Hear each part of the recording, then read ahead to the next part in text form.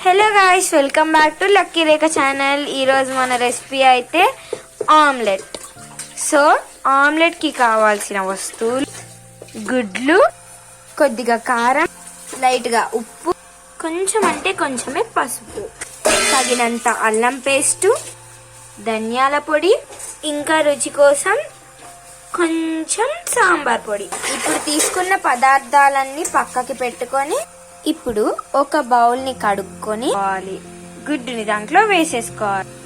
నేనైతే 2 గుడ్లు తీసుకున్నాను, మరొక గుడ్డుని కూడా దాంట్లో వేసేసుకుంటున్నాను. ఇప్పుడు మనం తీసుకున్న పదార్థాలన్నీ ఈ గుడ్డులో అప్లై చేస్తాం. మనం తీసుకున్న పదార్థాలు మరొకసారి చెప్దాం: ధనియాల పొడి, అల్లం పేస్టు, కొద్దిగా పసుపు, ఉప్పు, కారం, సాంబార్ పొడి. సాంబార్ పొడి. ఇప్పుడు అంతా అయిపోయిన తర్వాత బాగా కలుపుకోవాలి. ఇప్పుడు అంతా కలుపుకున్న తర్వాత పెంకని రెడీగా ఉంచుకోవాలి. పెంక మీద కొద్దిగా నూనె వేసుకోవాలి.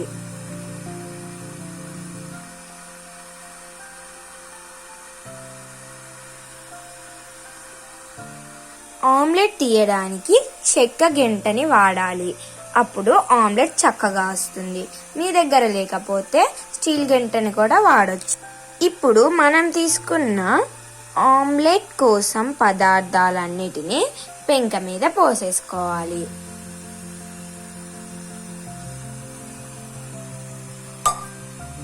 కొద్దిసేపటి వరకు ఆగాలి. అది బాగా ఉడికేదాకా ఆగాలి. కొద్దిసేపటి తర్వాత ఆమ్లెట్ ని తిప్పుకోవాలి. అప్పుడు మంచిగా వస్తుంది. ఒక 1 మినిట్ ఆగిన తర్వాత ఆమ్లెట్ ని ప్లేట్లోకి తీసుకుంటే ఇంకా ఆమ్లెట్ అదిరిపోతుంది. ఎక్కువసేపు ఆమ్లెట్ ని కాలనివ్వకూడదు.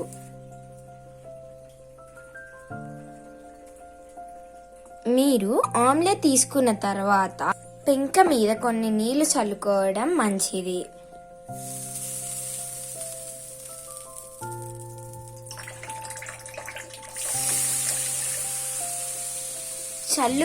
అలా చల్లుకుంటే చల్లుకు మంచిది.